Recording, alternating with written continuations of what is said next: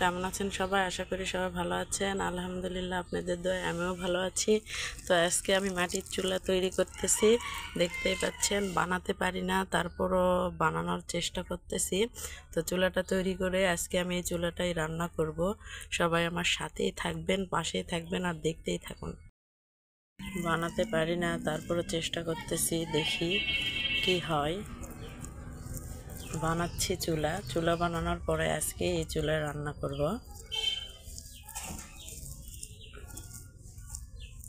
বানানো শেষ হলে আপনাদেরকে পুরো চুলাটা আবার দেখাবো। চুলাটা বানানো হয়ে গেছে, দেখতেই পাচ্ছেন। পাতিলটা উঠাই দিয়ে দেখলাম যে আদৌ হয়েছে কিনা। তো আমি বানাতে পারি না, তারপরে যেভাবে বানাইছি এটাই আমার কাছে আলহামদুলিল্লাহ। তো এখন দেখতেছি মাঝে মধ্যে কারেন্ট থাকতেছে না, তো কোথায় রান্না করে খাবো, এই জন্য এটা এরকম করে বানাই রাখলাম। মাঝে মধ্যে এখানে রান্না করব মাটির চুলায়, সেজন্য এরকম করে বানালাম। বানাতে পারি না। আমি মাটির চুলায় রান্না করব আজকে। উত্তরবঙ্গের একটা বিখ্যাত খাবার রান্না করব। উত্তরবঙ্গের বিখ্যাত খাবার হচ্ছে ঝালের পোলা বলে। তো এখানে আমি সব কিছু গোটা গোটা নিয়ে নিচ্ছি। জিরা, কালো ফল, সাদা ফল, ডালচিনি, শুকনা মরিচ, আদা থিতা করে নিয়েছি, রসুন থিতা করে দিয়েছি, কাঁচা মরিচ দিয়েছি। তো এখানে আমি সব কিছু দিয়ে এখন হাতে মেখে মাংসটা তুলে দেব। আমি পোলাটা রান্না করতেছি মুরগির মাংস দিয়ে। আমি এখন স্বাদ মতো লবণ দিয়ে দিব, তারপরে একটু গুঁড়া মরিচ দিব, তারপরে দিয়ে দিব হচ্ছে হলুদের গুঁড়া,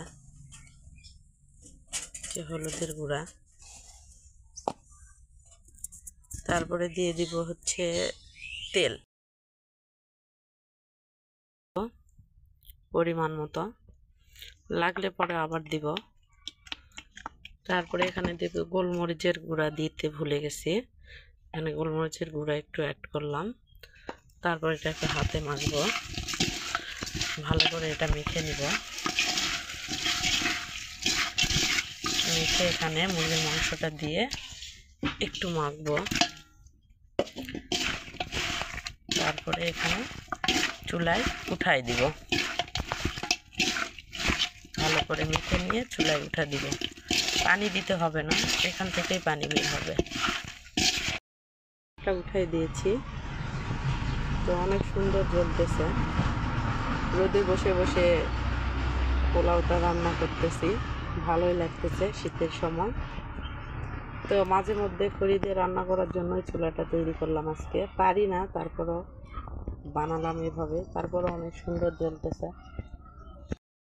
মাংসটা কষানো হয়ে গেছে, এখন এখানে চালটা অ্যাড করে দিব, দিয়ে ভালো করে ভেজে নিব।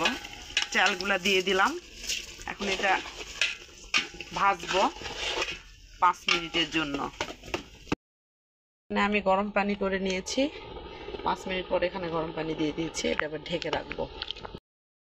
পোলাওটা রান্না করা শেষ, দেখতেই পাচ্ছেন কত সুন্দর কালার আসছে। রান্না ফাইনালি শেষ, অনেক স্বাদ। তো সবাই ভালো থাকবেন, সুস্থ থাকবেন, আর আমার চ্যানেলটা অবশ্যই সাবস্ক্রাইব করে দিবেন, আর লাইক কমেন্ট শেয়ার করতে ভুলবেন না। আল্লাহ হাফেজ।